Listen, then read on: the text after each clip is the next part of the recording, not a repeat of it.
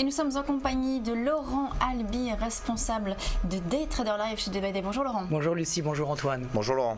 Alors comme souvent, quand vous venez souvent sur notre plateau, vous nous parlez de vos recommandations, de ce que vous avez sélectionné comme opportunité et vu comme opportunité donc sur les marchés. Aujourd'hui, qu'est-ce que vous avez sélectionné ? Alors aujourd'hui Lucie, je n'ai rien sélectionné et c'est bien la première fois que ça arrive depuis Il n'y a pas d'opportunité là. Non, depuis que je vous rends visite, je suis toujours plein d'idées pour intervenir et là aujourd'hui je dois dire que c'est un petit peu la disette. Alors la raison elle est simple, on a des marchés qui sont en train de se figer littéralement à la veille de la réunion de la BCE.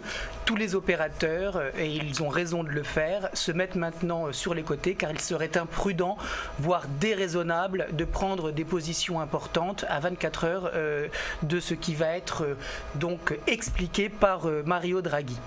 Les attentes du marché de ce possible quantitative easing sont considérables. Par conséquent, je m'attends plus à une possible déception de la part des opérateurs plutôt qu'à une journée d'euphorie. Bien évidemment, je ne suis pas dans les petits papiers des banquiers centraux, donc je ne sais pas ce qui va se passer, je suis comme vous, j'attends, mais ce que je vois à travers la presse financière, c'est que les investisseurs attendent vraiment beaucoup. Très fortes attentes, trop fortes attentes d'ailleurs des investisseurs en effet. Exactement, donc on sait très bien que quand les attentes sont très fortes, les marchés deviennent vulnérables et par conséquent, on pourrait tout à fait avoir une onde de choc peut-être moins importante que ce qui s'est passé sur la Suisse la semaine dernière, mais on pourrait avoir beaucoup de volatilité qui revient et pour cette raison, sur des traders live, ce qu'on essaye de faire, c'est des trades gagnants, mais quand on est dans des environnements qui sont incertains, c'est au moins aussi important de préserver son capital, donc on reste pour le moment à l'écart. Non, alors pour le moment, on ne traite pas. Alors peut-être qu'on va avoir des petites opportunités en intraday, mais franchement, j'en vois même pas pour le moment. Donc on a fait une belle perf ce mois-ci. En début de mois, j'ai dit à tous nos clients qu'il fallait aller vite parce que on a eu 15 premiers jours qui étaient intéressants et je leur ai dit à partir du 22, on va avoir la BCE. Le 25, je vous rappelle qu'il y a le vote grec qui risque de faire bouger les choses. Et d'ailleurs, une réunion de la BCE qui tombe très très mal au niveau de l'agenda à quelques jours du vote grec. Et puis la semaine prochaine, on a la Fed, je vous le rappelle. 28. Voilà, donc ça veut dire que globalement, on a 15 jours maintenant où ça va être assez indécis, où il va y avoir beaucoup de contre-pieds, de faux signaux. Donc il fallait gagner de l'argent ces 15 premiers jours et maintenant se mettre plutôt en retrait. Je pense que c'est aussi important de comprendre quel est le rythme des marchés et de ne pas être à contre-temps. Et là, pour le coup, je pense qu'il fallait être offensif en ce début de mois de janvier et là, légèrement lever le pied. Oui, tout à fait. On va pas pouvoir voir votre performance à l'écran, mais sur les 3 premières semaines de janvier, vous avez fait une belle performance sur votre portefeuille des traders live. Oui, alors en fait, pour aller rapidement, nous avons des clients qui sont des traders confirmés et d'autres qui sont des traders débutants et donc nous leur faisons des propositions en fonction de leur profil. Un trader débutant ce mois-ci, sur ses 15 premiers jours, pour un portefeuille théorique de 100 000 euros, aurait gagné 4 000 euros. Autrement dit, une perf de 4%. Un trader confirmé aurait fait le triple, autrement dit, une perf pour un portefeuille théorique de 100 000 euros de 12 000 euros, ce qui est tout à fait acceptable, on va dire, sur 15 jours de trading. Et surtout, maintenant, l'objectif, c'est de ne pas rendre au marché ce qu'on a réussi à gagner. Donc, c'est pas la peine de se mettre en amont des décisions importantes qui vont être prises en prenant un risque inconsidéré. Alors, lundi, quand je suis venu, je vous avais quand même parlé du silver qui était très haussier. Je vous avais dit, oui, de l'argent métal. Et puis je vous avais dit que j'attendais un pullback à 17,33 pour rentrer sur le marché à l'achat, sur un ordre limite. Le marché n'est pas retourné sur ce seuil de 17,33 $. Par conséquent, vous voyez qu'il s'est arrêté à 17,50 et puis il a continué sa course folle vers le haut. Le silver et le gold qui ont des trajectoires maintenant très opposées aux métaux industriels, puisqu'il y a un certain retour de l'aversion pour le risque qui se dessine sur les marchés. On le voit d'ailleurs avec ce qui s'est passé cette nuit et la Banque du Japon et la force renouvelée donc, du yen. Donc un gold et un silver silver qui surperforment, un copper et des métaux industriels qui sous-performent. J'ai essayé de rentrer à 17,33 sur le silver, j'y suis pas arrivé, le marché ne m'a pas donné cette opportunité.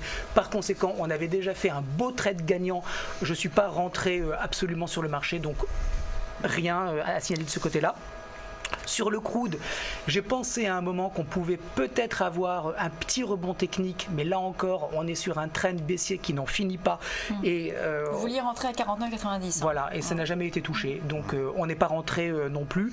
Et c'était d'ailleurs les prémices en fait de marchés qui sont finalement dans des tendances qui se perpétuent, et donc on n'a pas eu d'opportunité. On voit clairement une stabilisation des cours du pétrole entre 45 $ et 50 $. On a peut-être là un point bas de moyen terme, ou alors on va dire à court moyen terme sur le pétrole.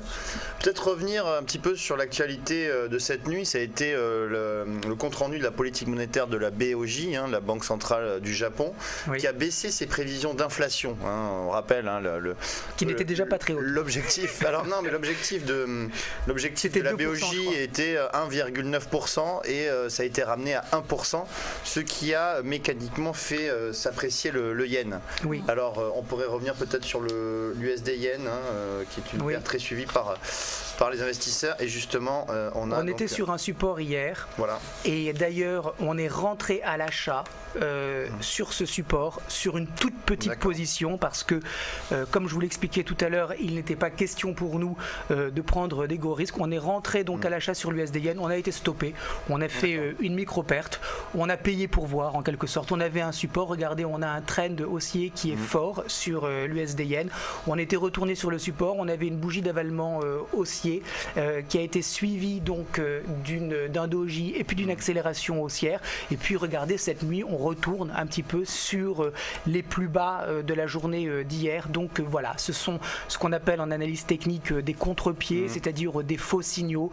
On a des marchés qui hésitent beaucoup, et c'est la raison pour laquelle on essaye finalement de, comme je vous le disais tout à l'heure, de ne pas prendre trop de position, parce que c'est pas très intéressant.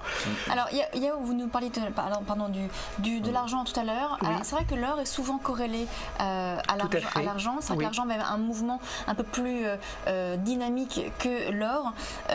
Vous nous parlez donc de l'argent tout à l'heure. Est-ce que sur l'or, on a un mouvement qui pourrait être intéressant, peut-être à terme ? Alors, effectivement, les deux actifs sont corrélés, et pour les traders qui sont sur les métaux précieux, il faut souvent choisir entre l'or et l'argent. Ce qu'on fait sur des traders live, c'est un ratio de force relative entre l'or et l'argent pour savoir lequel des deux est plus rapide, et il se trouve qu'en ce moment, c'est l'argent qui est un petit peu plus rapide que l'or. Donc, si vous avez envie d'aller sur les métaux précieux, je pense qu'il vaut mieux privilégier le silver, parce qu'on a plus de vitesse. Alors maintenant, c'est sûr que sur le court terme, on a un mouvement qui est intéressant, mais il faut quand même en intraday qu'on ait un petit peu de consolidation ou des replis pour pouvoir en profiter, et ça va tellement vite que là, pour le coup, vous le voyez sur l'or, c'est même difficile en intraday de trouver des choses suffisamment solides pour pas avoir le sentiment qu'on rentre comme ça un petit peu n'importe comment pour participer. Donc moi, sur le gold, j'attends en tout cas en 120 voire en 180 minutes des figures qui se forment. Ça peut être des trading range en forme de drapeau, ça peut être des pennants, des petits triangles, je ne sais pas, mais en tout cas voilà, on attend de voir comment les choses peuvent s'organiser. Mais en tout cas, ce qui est sûr, c'est que avec ce qui va se passer demain avec la BCE, soit effectivement il va y avoir, et j'en doute, une explosion haussière et une séance d'euphorie sur les marchés actions, et là ça va clairement stopper le momentum, en tout cas sur le très court terme pour l'or, soit au contraire la BCE déçoit, et là pour le coup ça pourrait donner un petit peu de soutien à l'or qui va continuer de progresser. À noter que l'or tout de même ce matin a atteint les 1300 $. Oui. 1300 $, donc déjà c'est un seuil psychologique, mais également un niveau plus atteint depuis le 28 août dernier. Oui. Donc un retour des investisseurs sur ce métal. Oui, absolument. Alors d'ailleurs, puisqu'on parle de l'or, on peut aussi parler un petit peu du dollar. Le dollar qui reste dans un trend haussier de court terme évident. Il n'y a pas de choses particulières à dire là-dessus, sauf qu'en intraday, moi je vois un petit peu de tarissement du momentum haussier. Je vois un dollar qui fatigue un petit peu. Alors est-ce que cette fatigue, elle est vraiment très temporaire, et puis demain on repart comme en 40 avec avec comme objectif sur le dollar index les 97 points, ce qui peut paraître hallucinant vu qu'on est à 92, mais finalement pourquoi pas. Soit au contraire, on a des opérateurs qui commencent à anticiper peut-être un message décevant de Mario Draghi, et ça pourrait donner un petit peu de tonus à l'euro. Alors on remarque que sur le GBP USD, si vous voyez ce momentum haussier qui ralentit, on a eu une vraie accélération, on a eu ensuite une consolidation latérale, et puis là on monte, mais on monte vraiment en escargot. Oui, voilà, exactement. Donc ça peut présager peut-être d'un retour à l'intérieur du trading range. Et d'ailleurs, en daily, sur le GBP USD, on voit qu'on est dans un rectangle qui est une consolidation latérale. Donc on voit que le GBP ne baisse plus actuellement. Voilà, vous voyez le GBP USD, où on est maintenant depuis environ 7-8 jours en consolidation. On a un équilibre qui revient entre les acheteurs et les vendeurs. On voit la même chose sur le NZD USD, où on est retourné sur la borne basse du trading range. Donc on voit que le dollar néo-zélandais ne baisse plus face au dollar américain.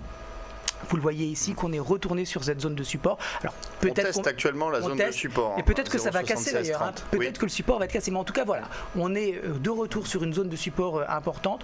On voit sur l'AUD USD qu'on a là aussi un momentum baissier qui est affaibli. Même si vous voyez à l'écran que c'est pas très clair, on ne sait pas trop à quoi ça ressemble. Mais en tout cas, on voit que les vendeurs ont un petit peu moins de force que le mois précédent. Voilà, donc c'est peut-être ce qu'on peut dire ce matin, un dollar qui fatigue peut-être un petit peu, mais encore une fois, soyez extrêmement prudents, faites attention à votre argent parce que ça va aller tellement vite demain en cas de surprise que ça serait bête de perdre de l'argent alors que tout le monde vous dit de faire attention. Merci beaucoup Laurent Albi donc de Day Trader Live. Merci Lucie. Une petite publicité et on se retrouve tout de suite après.